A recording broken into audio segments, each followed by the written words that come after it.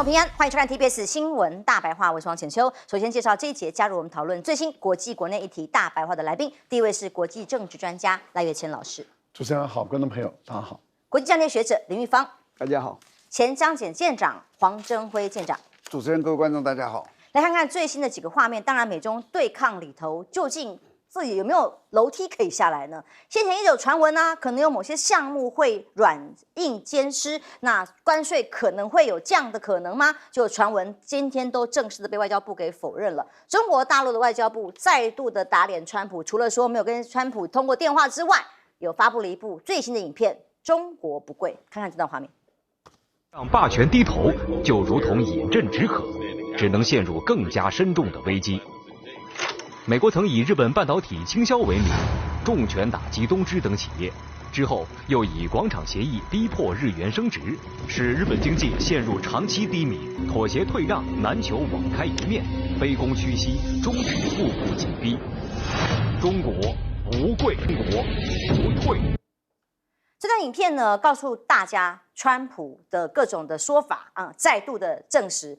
外交部讲的啊，郭家坤发言人亲自站出来说，川普说两个人通了电话吗？没有，近期两国元首没有通话。有没有让步？有时候考虑要把部分的关税项目加以调降，中国大陆释出了软性的这个措施吗？他说没有。双方没有就关税问题进行磋商或谈判，当然也就没有所谓调降关税的说法。楼梯在哪里？现在真的看不出来这个下台阶啊。而习近平做什么呢？他接下来这个礼拜要视察上海，部署中美关税战，应对国际经贸斗争。当然，因为上海这里的金融中心，还有重要的港埠之间、外埠之间重要的经济的地位哦，所以他在这里做中美贸易战的部署。而很多标题，这是外媒的标题，都说是大陆冷眼在看川普自爆啦。从《经济学人》到 CNN 到各国这个国外的媒体都是这样。因为呢，川普的新说法是他跟中国贸易谈判取得了一点点的进展。听听他的说法。Look, a little bit. They want to make a deal. Obviously, right now they're not doing business with us. You know, people talk about going cold turkey with China, meaning just forget about it. We were losing hundreds of billions of dollars a year with China, and now they're not doing any business with us, you know, not because of them, because of me. Because at 145%, you can't do business. But something's going to happen that's going to be positive. 什么事会发生 ？Something good happen？ 什么是好的方向？我们真的不知道。那这一点点的进展是哪一点呢？咱呀啦，川普说了，前是现在全部被中国大陆方面很硬的打脸的情况之下，就职百日，在国内的政局也同样在民调上没有讨好哦。现在创下的数字是80年、70年来的美国最低的数字。结果呢，川普生气了。他说假新闻，这个是患有川普精神错乱症候群的人在操控的民调，那毫无可信度。这些媒体是人民真正的公敌，类似我们中共同路人的概念，去骂 CNN， 那是 CNN 调查的，而 CNN 委托的是这个民间的有公信力的民调机构啊，结果被川普骂成人民公敌。这个最新民调里头，除了告诉大家川普的支持度只有41个百分比最低之外，而有59%的民调认为川普呢的政策恶化美国的经济状况。之前拜登这个经济政策的确也被美国人不信任的状况之下，川普就骂是最糟的美国经济状况的总统啊。结果现在他比拜登时期还要糟啦。当时拜登是58%，现在多了1个百分比，所以呢，孤丘比我位啊，现在到底潮水退了？川普的政策是不是真的让美国发大财了呢？所谓的解放日，在即将100天就职的这个时候呢，对等关税 ，CNN 直接形容已经宣告失败。川普把数亿美国人的生命跟生计压在他热爱的关税上面。但是整个关税贸易战的结果看起来却是失败的，难怪 CNN 被骂嘛，他直接判定了川普失败。那我们仍然不清楚川普是否有能力结束这一切的矛盾。楼梯找不到啊，说跟人家通话，结果没通话；说谈判了，可是没谈判，一点点的进展是什么，没有人知道。那在网络上，在美国的消费者更是传了一个 RIP 哀悼什么呢？天猫，因为在美国很多消费者很喜欢用的数位的系统里面要买免费的小包裹啦，可以免运费的小包裹啦，衣服的价美物廉，美国的很多消费者喜欢。就现在举例来讲，如果本来夏季的洋装是8.47美元，现在直接关税加上去，在网上全部都直接上架嘛，变成加了26.2亿元，比本来一件还要贵，就变成一件变成44.68呢。所以这个价格贵到让消费者哀嚎，而不止如此。我们本来现在还讲说圣诞节的这个商品买不到，现在是连母亲节都过不了。大家是对于现在直接加的这个关税的价格呢，在各个通路上面，包括了商品上的上架已经被掏空的情况之下，没有货可上，那各种的经济的通膨数字已经一步一步慢慢的温水煮青蛙在展现。美国还有个企业主说，不如一把烧了库存好了，因为这个库存呢，海外价值15万美元的产品，要花21.7万美元才能运到国内来啊。它这光是关税不得了，根本活不下去。为什么相对在美国媒体的形容是中国大陆反而老神在在，美国在嘴硬？那习近平到底叫做稳坐钓鱼台？为什么？纽约时报是这样分析的，他说呢，中国人并不急着找台阶下，他们看出川普想找台阶下，而且呢，让他自作自受占了上风。因为目前在整个关税战，是不是真的中国大陆比较撑得住？其实付出代价是谁？是不是美国？这个是美国媒体自己的看法，而财政部长是说，美中贸易战呢，美国有优势的哦，不是你们媒体想的哦，我们很有优势哦。现在大陆的产品卖不出去了哦，所以是你们大陆会撑不下去，因为呢，美国国内会对华征收之后，超市商品短缺的这些局面呢，较量所谓美中的较量贸易里面的美国是明显更有利。哎呀，你大陆的货品没地方卖了，真的是这样吗？赖老师，中美的贸易额5、6千亿美元嘛，占中国整个 GDP 大概3%，所以如果全部归零的话，其实对中国大陆的影响没有想象中那么大，这第一个。第二个呢，如果对中国大陆的外贸，因为大陆的外贸占它的整个经济 GDP 35%，内需占65%，强一点啊。那这个35%中美的贸易额并不是排名第1位啊，应该讲是排名第3位，因为第1位是大陆跟东盟的关系8800多亿，再来就是跟欧盟8000多亿，那不要忘了连台湾都2、3千亿啊，那美国的6千亿大概占13%左右，过去是17%，现在降到13%。那这13%的结构里面美国的出口到中国大陆有1000多亿，大概1300、1400多亿，这1400多亿里面有替代品。例如说不像美国买这个大豆、玉米、牛肉等等，可以像这个巴西、像阿根廷、像澳大利亚、纽西兰来购买。那如果说天然气跟石油的话，可以跟中东，还有可以跟俄罗斯，还有巴西来购买，委内瑞拉也可以购买，伊朗也可以购买。所以美国的产品基本上中国大陆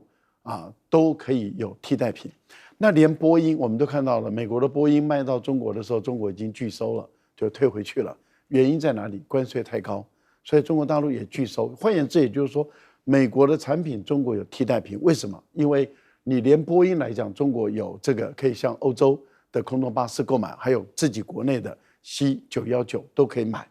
那因此，跟美国进口的那个贸易1000多亿中都归零，大陆问题不大，但是美国问题就大了。这第一个。那大陆卖到美国去的大概3到4千亿美元，这3到4千亿美元中有1000亿美元是美国无可替代的，就是我们所谓的 iPad、苹果，还有这些。后来美国自己就把关税减掉了。那你想想看，在4000亿中又去掉了1000亿，那只剩3000亿，还有1000亿里面，例如说现在各种过节，万圣节啦、圣诞节啦、复活节啦，对美国人来讲，甚至美国的国庆要放烟火，它这些全部都需要中国的产品。那因此这些据说美国可能就会砍掉这些关税，因为不然的话，这些东西卖到美国去，美国一定要自己吸收好，所以美国找不到别的替代品，找不到别的替代品的情况下，只好硬着头皮向中国大陆进口。那剩下的可能就是1、2千亿美元的卖不进去美国的这些问题了。1、2千亿美元中，我们看到现在连沃尔玛在中国大陆都投降了，向中国大陆投降。说我们愿意帮你开一个绿色通道，你卖不到美国的，那到沃尔玛的中国的厂中国的零售商卖给中国大陆，所以也就是除了京东，还有很多零售商都在帮中国大陆不能卖到美国的，在中国大陆卖，还有到中东、到中亚、到其他国家卖。所以这样子减来减去的时候啊，我们看到 IMF 它本来估计在今年这个整个 GDP 的复苏，全世界的经济复苏应该是强韧的。对。但是由于川普的贸易战，所以整个往下降 ，GDP 0.3左右，美国受伤惨重，欧洲也受伤惨重，结果中国完全没受影响。GDP 换算出来的结果是，中国的 GDP 完全受伤是0.00%，那就代表什么？代表在这次贸易战中，不是川普跟贝森特跟过去美国的媒体所宣传的，说中国的 GDP 会重挫3%，中国完蛋了，结果根本没有。IMF 是美国所能控制的一个基金啊。结果他们算出来的结果是在这次贸易战中，中国早就准备好了，所以没有影响。没有影响情形下，当然就是老神在嘛，就是稳坐钓鱼台嘛，看你怎么玩，慢慢的煎熬你，慢慢的煎熬，这个就让川普就快受不了了。所以川普一直在说谎，不停的说谎，说习近平要打电话给他，中国外交部就直接打脸，噼里啪啦，没有打，而且不会打。然后接着呢，就透过新华社做一个短视频，向全世界说没有打，也不会打。如果你要搞这个关税的讹诈，那你永远接不到中国的电话。如果你不懂得相互尊重、平等互惠，那也就是说，你要跟我谈关税，你就必须先把关税都拿掉，我们从0开始谈起，不然的话，你永远接不到这个电话。所以你想想看，川普等了快100天了，等了100天等不到电话，贝森特也等了100天了，等不到电话，结果川普现在快抓狂了，因为他的民调跌的实在太低了。川普一直瞧不起拜登呢，他一直说瞌睡虫拜登，一直不停的在瞧不起拜登，结果川普的民调比拜登少了10%，这个情何以堪啊？比他第一任的时候，第一任他没有经验呢，第一任的民调都45%，这次民调44%。都比第一任的民调低，这个对川普来讲，他说我是懂王我第二任我懂王他儿子不是站出来说，不要忘了我爸爸什么都懂啊，你们谁不要以为你比我爸爸懂啊，我爸爸是懂王。结果这个懂王的民调支持度是创美国总统80年来最低的记录，而且不要忘了44是最高的，还是福斯做的。别人做的 CNN 啊，或是其他的，还有39%的，所以他抓狂的，他受不了了。然后他就骂大家是假新闻哦。所以委员怎么可以想象说一个美国队长、总统所讲出来的话，在等一通电话，等一个人没有打电话，他说有，然后没有进展的谈判，他说有一点点谈判，这怎么回事啊？我想最主要是中国大陆精神上早就先武装起来了。他们在川普第一任的时候就已经吃到苦头了，知道说美国的整个的趋势就是要在关税上面要对中国大陆有更高的，而且会越来越高的这种这种扣关税。当然，另外就是一些高科技的，像晶片这些会管制，不要让他们随便卖到中国大陆。所以中国大陆心理上有准备了，所以显然就不会慌张。另外一方面，你看到川普是。他也觉得他赢得非常的漂亮，然后带着满腹的骄傲上来。他认为说他不止领导这个美国，他也领导全世界，所以他非常有信心的，就是说我绝对可以让你中国大陆低头。中国大陆没有低头的时候，他就把关税不断的往上拉到145，这人类历史上从来没有过这种现象所以这个是两边，一个心里有准备，一个心里没有准备。过度的自信，最后呈现出来结果就会是这样。其实我这样讲我也不认为说中国大陆在这一次的关税战里面没有受伤，都会的。真正讲起来是双方真正痛苦的日子还没有到，谁伤得比较重而已。大陆这个前面3个月第一季的外贸的数字很不错那为什么？因为关税大战早就被预测到会发生。很多厂商该买的货都先进货了嘛，所以美国的这个超级市场的仓库里面已经堆了一大堆中国大陆的产品嘛，囤货，所以中国大陆第一季的外贸的成绩，尤其对美输出一定非常亮眼的嘛，对呀，是。然后对美国来讲也是同样理由，像仓库，你看那个贝森特怎么讲呢？贝森特说，说这么因为高关税的原因，所以我们的那个这个超级市场里面，这个货物会空了，没有货品。他这个是不可能的事，为什么不可能？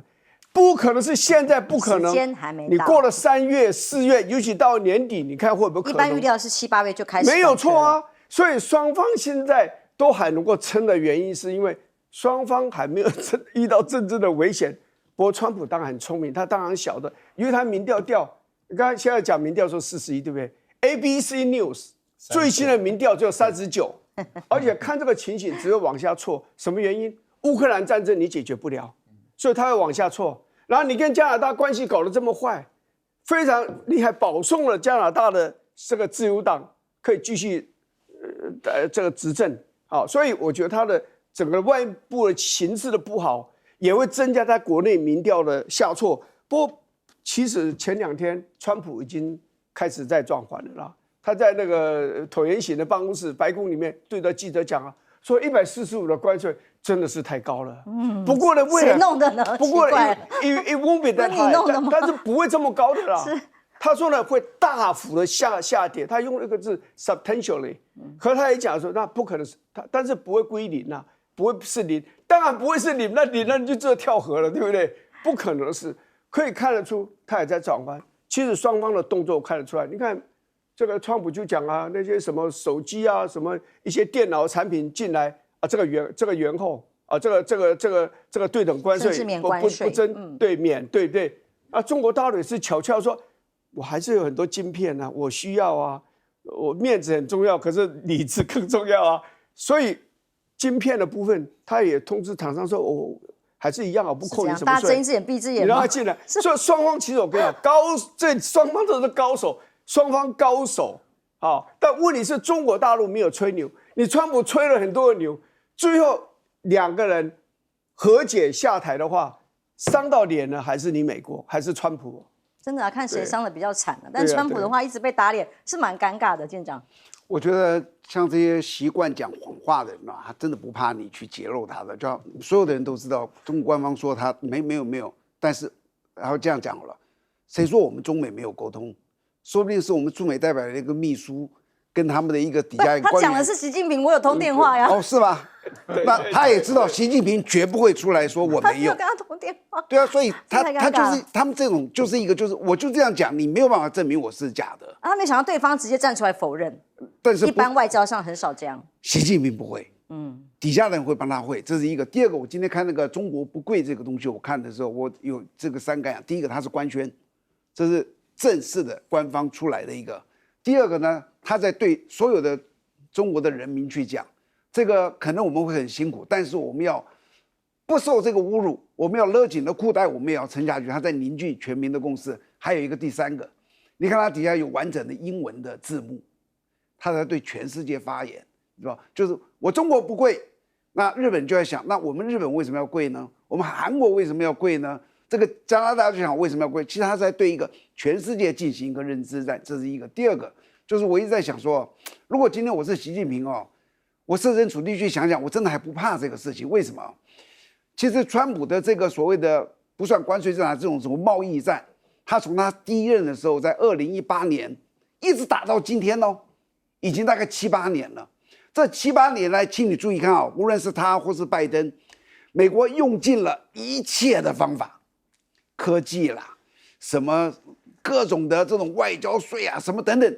他用尽了所有的方法，到今天有没有什么结果？没有啊。他们的通膨还是飙，他的外贸赤字更增加，美国的国债的欠的钱更多，就他几乎所有的方法都用尽了，而且一直不断的在用，到今天没有任何一点改善。那过去这么7、8年，你知道中国大陆基本上是打不还手，骂不还口。这一次的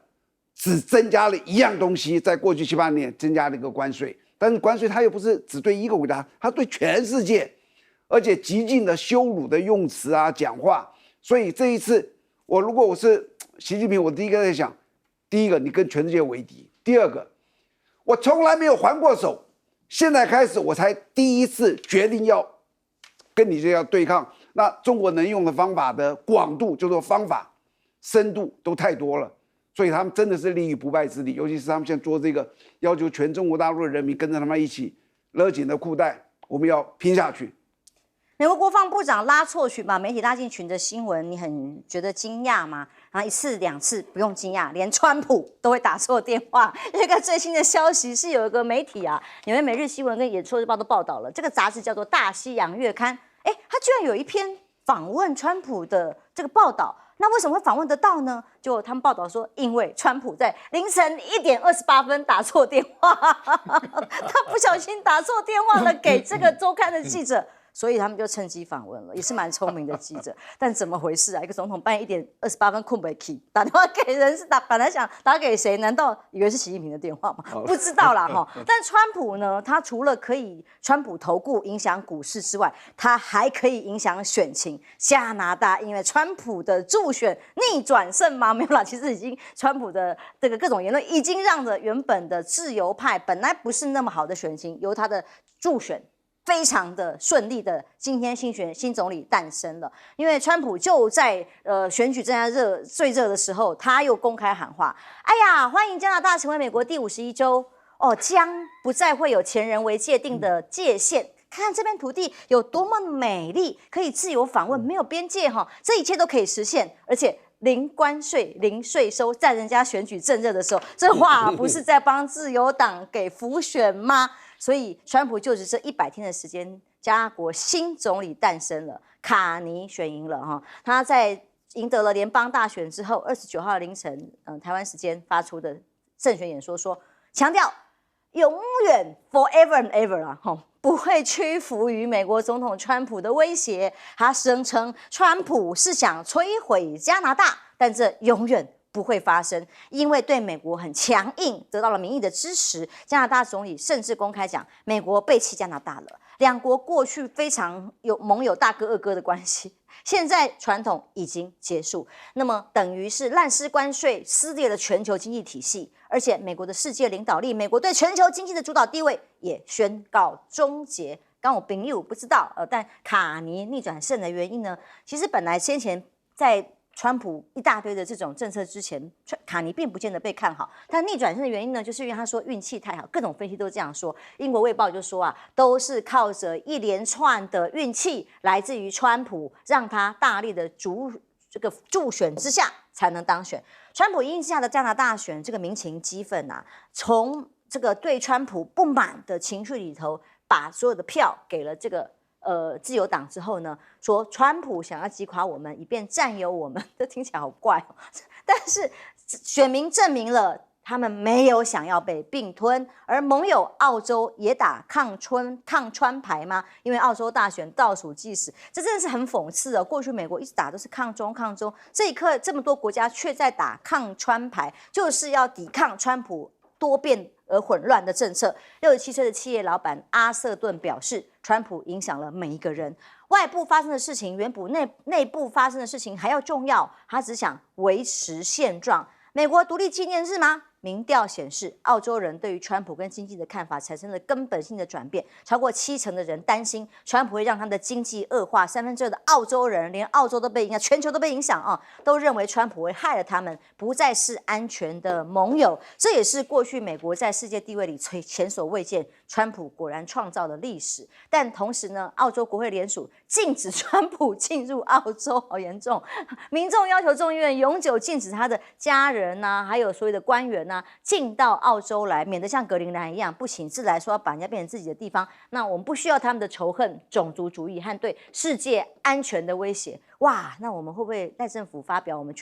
永远欢迎？好，金砖连线抗美啊，在各国都要找其他的路替代美国这种过去的路线已经不可测的情况之下，金砖的外长在巴西开会，展现要统一阵线对抗，其中包括了巴西、俄罗斯、印度、中国、南非在内的外交官一起共同的应对川普关税，当然包括了货币政策。而王毅就说，金砖国家作为国际建设性的这个领导里头，在国际舞台上要造成的一个真的是非常讽刺，一个向善的建设性的力量，而不是仇恨的毁灭性的，要带头做和平跟发展事业的中流砥柱。赖老师怎么看川普的辅选能力非常的强大？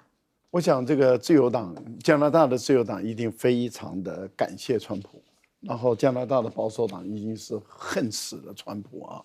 因为本来在12月的时候，去年12月到现在没有几个月啊，去年12月最新的民调，自由党它只剩下20%的支持度，因为杜鲁多的领导的自由党执政的期间啊，后来他的副总理都离开他了。他领导无方，把整个加拿大搞得一塌糊涂，物价高涨，房价高涨，犯罪率严重，经济衰败倒退，然后失业率严重。你看，把一个国家搞成这个样子，就是杜鲁多。所以加拿大人恨死了这个杜鲁多，也讨厌死了这个自由党。他的民调支持度只剩下20%，而在当时的保守党的民调支持度40%，所以等于是稳赢了啊。那本来的选举是今年的9月，所以保守党只要继续把议题关注在怎么解决犯罪率的问题、房价的问题、就业的问题、经济衰败的问题跟物价的问题，他就稳赢了。所以他把他的整个选战的议题都放在这里。结果呢，1月份川普上来了以后，就要把加拿大并吞成为美国的51州。而刚开始的时候，杜鲁多还卑躬屈膝的下跪去求了2次，结果去了2次以后被更加的羞辱。在他被羞辱的过程中，加拿大人的民族主义起来了，加拿大人开始生气了、愤怒了，然后杜鲁多就黯然下台了。没有，不是他后来硬起来的时候，民调变高了呢。他是下台以后才硬起来所以杜鲁多是下台以后才硬起来，然后民调反而变高了。怎么不早点川普？他一定这样想他不敢，他有政权的时候，他怕川普怕得要死。当他反正无官一身轻的时候，他就硬起来了。当他无官一身轻硬起来的时候，他的民调支持度上来了。卡尼就在这个时候，他是一个政治素人，一个政治素人却懂得看风向。他看到名气可用，加拿大人已经生气了，愤怒了。愤怒在什么小地方上表现出来呢？超级市场里面的美国产品，加拿大人不买了，是，然后商家自己把它下架，不用打关税战哦，不用打贸易战。然后加拿大人说我不去美国了，结果实际上的资料显示出，本来美国是加拿大人最喜欢的旅游点，加拿大人不去了。卡尼发现名气可用，所以他就一直猛打抗川牌，一直猛打抗川牌的情形下，他得到了加拿大人的支持。他觉得时机到了，因为他观察保守党还是保守，还是关注国内的议题，不敢跟川普为逆，不敢跟川普叫板。结果他越来越大声，就是卡尼越来越大声，而保守党越来越安静的情形下的时候，他解散国会，提前改选4月份。如果你想再给他拖到9月，搞不好不一定是这个结果。就在当下解散国会改选，而川普跟杜鲁多跟马斯克等都在帮这个自由党助选。51州就是51州，我跟你玩真的，我就是要并吞你51州。加拿大人气到不得了的情形下，你想想看，在这个时候选举出来结果，自由党从不可能赢变成连任，而保守党从应该赢变成输了，这代表什么？风向要看得准风向看得准我觉得台湾也是一样在野党风向看得准，你就能够赢得选举民进党没有那么会选举啦。我觉得真的是川普影响了全世界，加拿大的选情，因为不止他影响人家的股市选情也因为川普的大家助选，反而让自由党获得大胜。对啊，所以说台湾很多人在这个被修理，因为他是批评了美国。不能怀疑美国，民进党就是以美论，叫以美论，不能怀疑的。那你现在看看，川普民调这么多，以美论最多的人就是美国人，对不对？就39%的认可他的表现，那表示至少50%几的人对他的他的这个施政是有意见的嘛？那美国那就表示超过50%的人是以美论对不对？那加拿大更不用讲了，加拿大这次自由党大胜，就代表多数的加拿大人是以美论嘛。因为自由党这次的总理候选人他所标榜的就是我们不怕美国，对，我们敢勇于跟他对抗，他永远别想让加拿大成为美国的一个州，就这样子。而且说实话啦，美国川普对历史大概念得不太好，加拿大对美国很够意思，真的啊。你知道越战的时候，这个先讲韩战，有3万个加拿大人参加韩战，而加拿大是1931年才独立的。他打越战的时候就有3万人去参加，还派了8艘的驱逐舰去参战。你要他怎么样？一个国家才刚成立，自己本身还虽然不能说风雨飘摇，但是怎么经济什么都地位都不稳固的时候，派了军舰8艘驱逐舰，还3万人投入你的战争。然后你想做这个韩战啊，讲韩战，我讲的是韩战了啊。越战的时候，你知道那时候反战的气氛很浓，很多美国人跑到加拿大去逃兵。那个时候还有3万个加拿大人偷偷的跑到美国，加入美国的军队作战，还死了100-200个人。你看后来的战争，不管在波斯湾打仗，还是在哪里打仗，只要有美军参战的地方，加拿大就派人去陪同作战。所以我跟你肩并肩的作战，然后我也出了钱，人也死了，也受伤了啊！结果你现在把我并为一州，而且以地理上来讲，加拿大并美国比较有道理，因为加拿大面积比美国大嘛，对不对？哪有说面积大了比被面积小的给吞下去嘛？所以这整个来讲，就是说，川普的那种狂妄之大不是他的友邦看不下去，连美国人都看不下去。你看到巴拿马，你就要巴拿马。然后呢，你这个乌克兰还在打仗，你就要人家的稀土。说老实话是非常的没有正义。丹麦也是北约的盟国，然后呢，格陵兰属于丹麦的，然后呢，你却要说要把格陵兰给吞下去，人家已经给你一个非常大的军事基地使用了，你要把格陵兰也要吞进去，就是说你把人家都看得很差，就是我讲了，他简直把自己当成上帝一样，知道？我不仅领导美国，我川普，我也领导了全世界。问题真相不在这里，他这次的愚蠢坦白讲，就让中国大陆变成了英雄。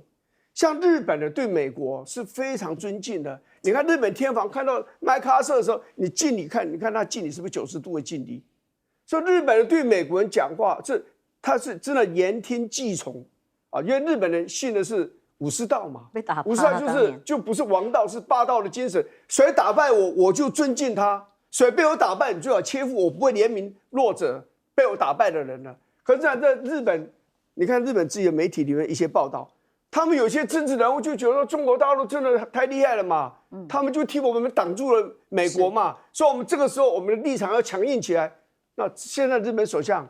敢强硬一点，还不是因为中国大陆打了先锋吗？不然换他输。所以你川普的政策，你要打击中国大陆，却让中国大陆变成反美、反川普的英雄，这是他始料所未及的。舰长，因为真的很难想象哦，过去跟美国最战队一定是言听计从的加拿大、澳洲，结果现在澳洲居然还限制说，希望民众希望不要让他们川普还有官员们，甚至家人到澳洲去。刚刚委员有讲到说加拿大跟美国的关系有多好啊，那我现在讲一下澳洲。其实这几个国家都是系出同源，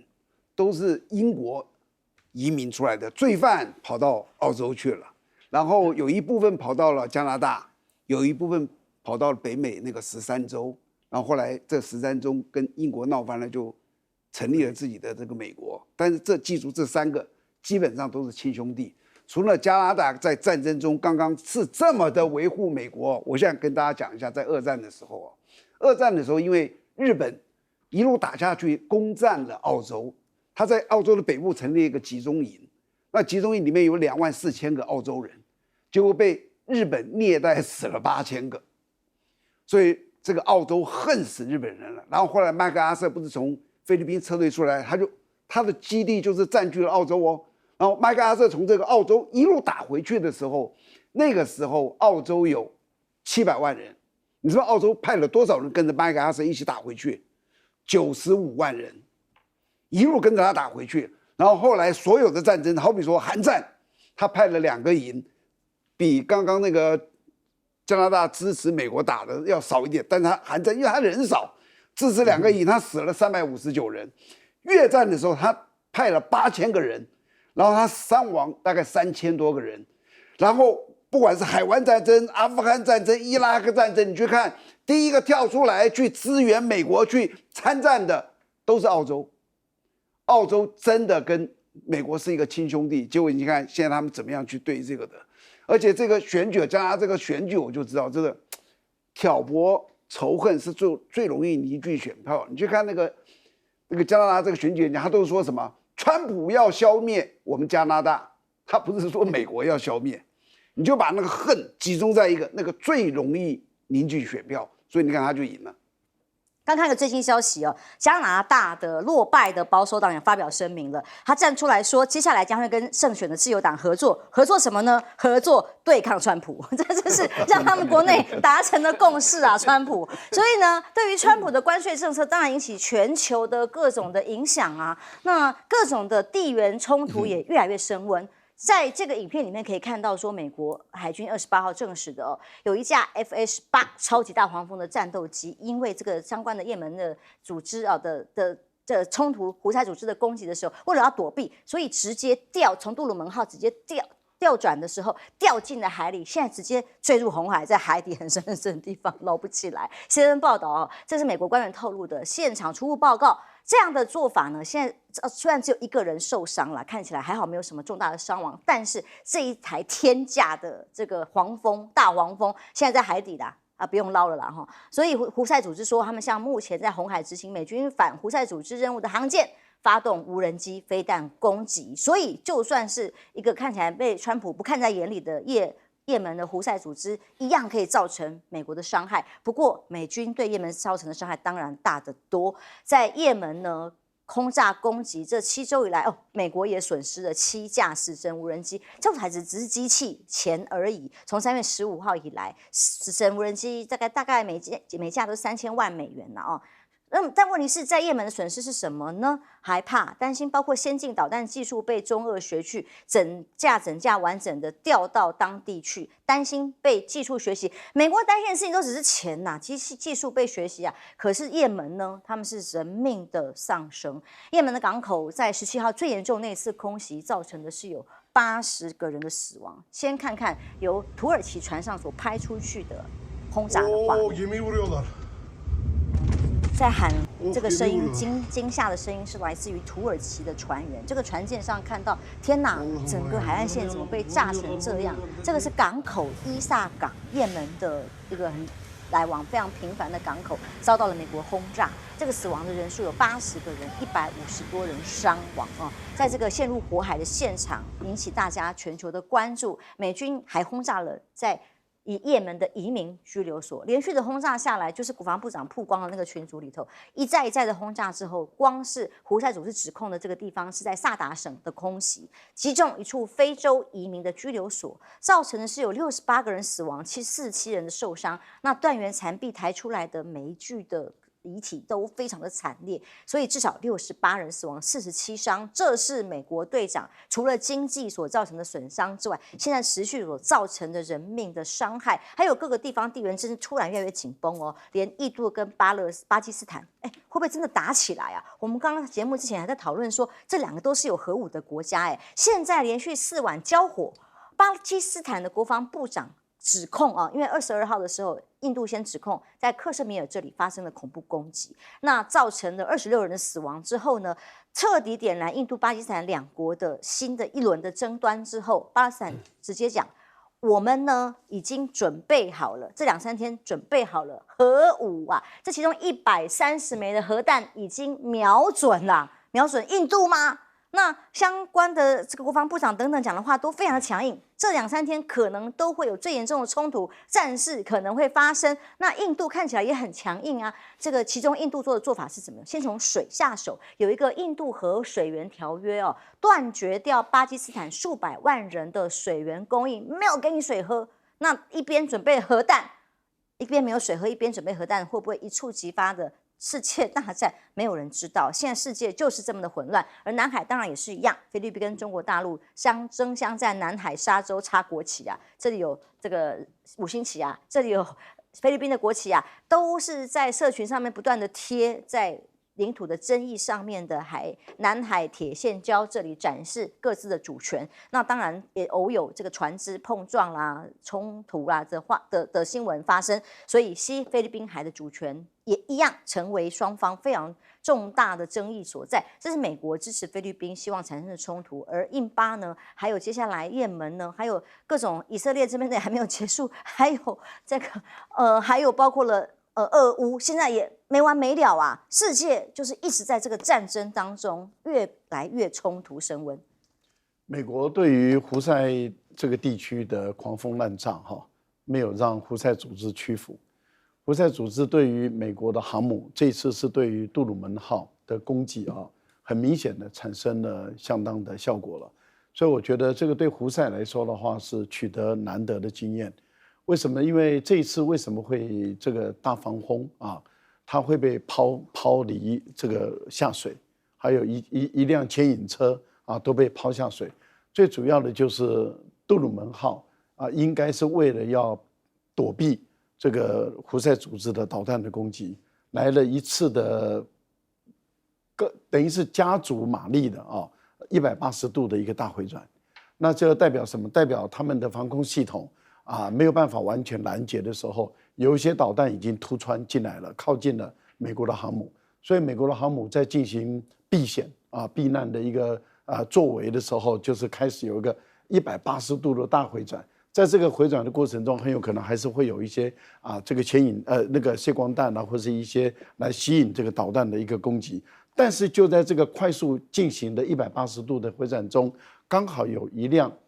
一架 F-18的大防轰，然后在牵引车把它拉到电梯的时候，这个电梯正在升降，而这个航母进行了一个大回转，结果它被抛出去了失控。那还好这位驾驶车的这个人员他赶快跳下来，那连车带机就落海了。当然这一损失那就是几十个亿的台币嘛我想知道大防轰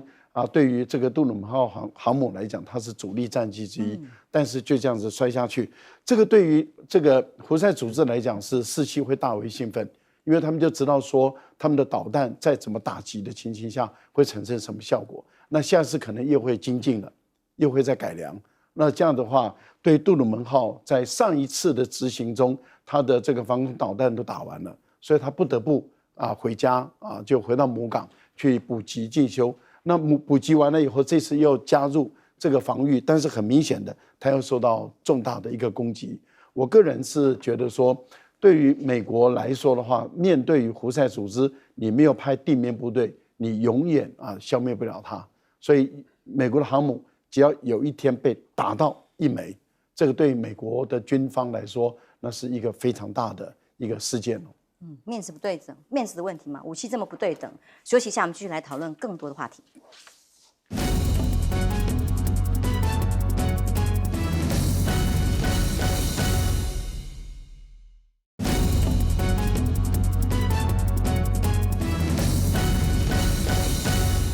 世界地缘政治有冲突的地方呢，现在是越来越多。其中，印度跟巴基斯坦这两个可是都是有核武的国家，现在已经有连续4晚的交火发生。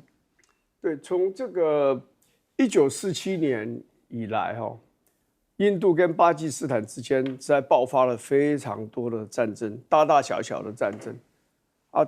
除了这个第3次，就1971年那次，主要是这个孟加拉要独立的问题在印度这个在帮助这个孟加拉这个打这个独立的战争嘛，其他的大概都是为了克什米尔。而克什米尔的真正的问题，其实克什米尔有3个国家分别占有了，印度、巴基斯坦还有中国大陆。那像这个印度所统治的克什米尔地区大概70%以上，有些地方这一大块地方，有些地方甚至高达90%，都是伊斯兰教的。他们跟印度之间，印度对他的统治他没有办法接受。然后莫迪上来变成印度总理之后，他是打非常极端的印度民族主义了。所以本来克什米尔那个回教徒、伊斯兰教徒居多的地方，印度是给他某种程度的自治的地位，让他们日子比较好过，让他们觉得模模糊糊之间自己还是统治着自己这样。莫迪上来就把它整个取消掉了，所以当地的这些所谓伊斯兰教这些教徒就变得更加的愤怒，所以呢，后来的很多的战争的爆发就是被印度所统治的克什米尔的那个极端的分子，他们变成了恐怖分子，攻击了印度的人民或者说观光客这样子所引发的。那这个问题说，你说印度当然有一个很重要一件事，1998年5月印度跟巴基斯坦在2个礼拜之内分别宣布自己拥有核子武器，在那以后的战争就没有像什么第一次印巴之战、第二次印巴之战那么大规模了，因为核子武器大家会开始会收敛一点，比较大规模就是第2年的1999那一次冲突。可是呢，后来的这个冲突就整个都下去了，为什么？大家都害怕会引发核子战争，所以你在印度说我准备了多少枚核子弹，那个核子弹有时候是拿来吓人的，是不可能真正使用。至于说你要切断对巴基斯坦的用水你就给中国大陆刚好一个借口。现在已经即刻切断了。对，那很好，中国大陆很可能就用这个当借口，他要盖一个叫做西藏大坝、雅鲁藏布江，雅鲁藏布江经过3个国家，中国大陆、印度，过来就孟加拉。所以呢，印度一直抗议，你造水坝，那以后我就没有水喝了。那中国大陆说不会不会，那你现在去断了巴基斯坦的水，那你还有什么理由反对中国大陆断你的水呢？所以我觉得这个断水是一种手段应该即使实施，就像川普的关税一样没有办法撑很久的了。拭目以待，当然不希望有战争再发生。休息一下，马上回来。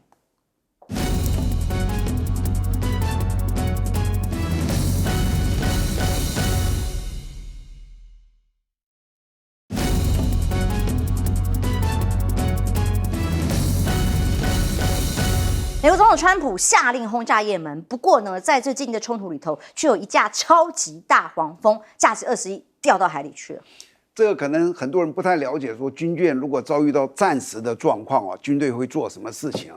那我跟大家报告一下，所有的军舰如果现在说我遭受到攻击，我的第一个反应就是加到我的级数，这是第一个动作，我什么都不管，我先加到级数。那像我们一般传到有近1、近2、近3、近4。通常近4是最高速度，对不对？一打仗是战术，战术是这个上面再加1级，平常完全不会跑战术。为什么要跑这么快的速度？你知道吗？因为当你速度快的时候，你用舵的时候，那转的就很快。